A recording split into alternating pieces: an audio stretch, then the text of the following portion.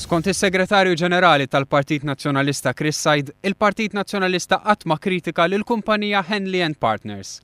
Fl-ebda ħin aħna ma attakkajna lil Henley & Partners bħala kumpanija. Iżda fit-3 ta' Novembru f'Ħal Safi, il-kap tal-Partit Nazzjonalista Simon Busuttil attakka lil din il-kumpanija fejn qal li fil-programm ta' investiment individwali kellha konflitt ta' interess.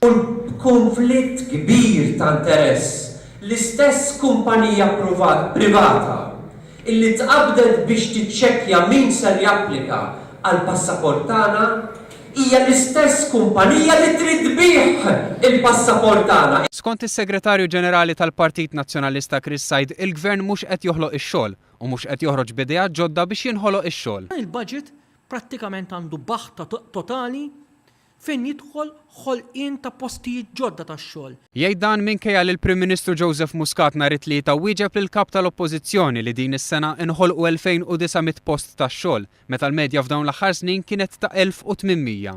Barra minn hekk, is-sena d-dieħla huwa mbassar mill-Kummissjoni Ewropea li jinħolqu 3400 post tax-xogħol ieħor. Is-sena d-dieħla l-Kummissjoni Ewropea fil-waqt il-kap tal-Oppożizzjoni qed jara dat-diżastru kollu. Taf kemm qiegħda tgħid li ħajinħolqu postijiet tax-xogħol f'pajjiżna? 3400 full-time equivalent jobs. Id-doppju tal-medja li nħolqu fija matul amministrazzjoni nazzjonalista. Chris Said kritika lill Partit Laburista x'skontu kien diżonest meta għamel il-weda ta' traħħis fil-kontijiet ta' dawlu l-ilma.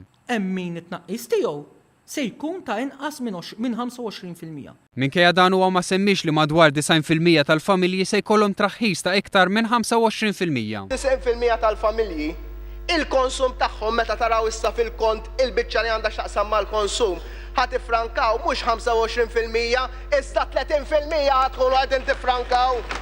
Il-President tal-Kunsill Ġenerali tal-Partit Nazzjonalista Paula Mifsud Bonnici kif ukoll Chris Said komplew imeru ċifri li ppreżenta l-Prim Ministru Joseph Muscat nhar it-tlieta fir-risposta tiegħu lill-kap tal-Oppożizzjoni dwar il-miżuri tal-budget. Jista' jkun li kien hemm Joseph Muscat, Prim Ministru, li kien kienet araq bil-popolu Malti. Huma baqgħu jsostnu li kien hemm tnaqqis fis-setturi tas-saħħa, id-diżabilità u għawdex.